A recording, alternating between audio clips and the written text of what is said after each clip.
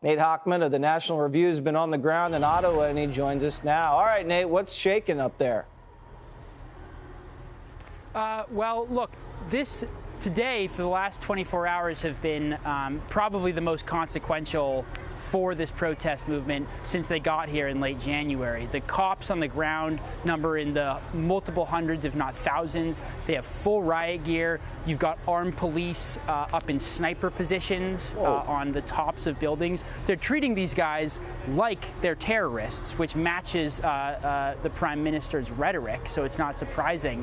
And they are slowly closing in, bit by bit, foot by foot, to try to clear these guys out.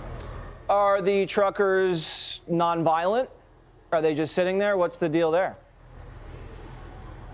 It's almost impossible to overstate just how peaceful of a protest movement this is. I mean, Jesse, I covered Portland in 2020 during Black Lives Matter, and I covered this, and it's just two different worlds. I mean, these guys are playing music, they're holding Christian worship services, they're giving out free coffee and food. The Christian groups here are serving the homeless population in Ottawa, which even the Ottawa city government doesn't do, and they're cooperating with cops. I mean, these guys are pro-cop.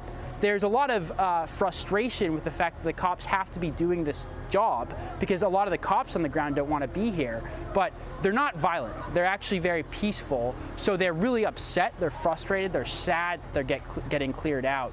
But the violence, the sort of maximum violence here is maybe a couple sort of shoves between the protesters and the cops, and even that is very much on the margins. Are you saying the cops don't even really want to enforce this type of edict?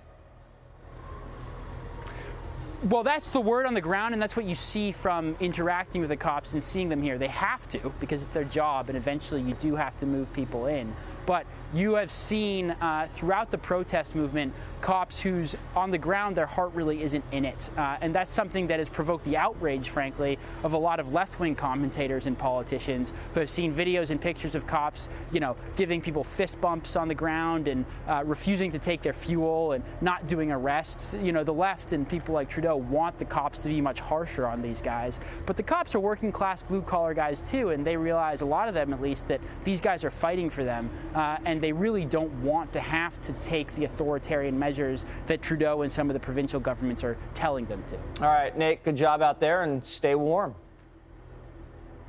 Thanks, Jesse. Hey, Sean Hannity here. Hey, click here to subscribe to Fox News YouTube page and catch our hottest interviews and most compelling analysis. You will not get it anywhere else.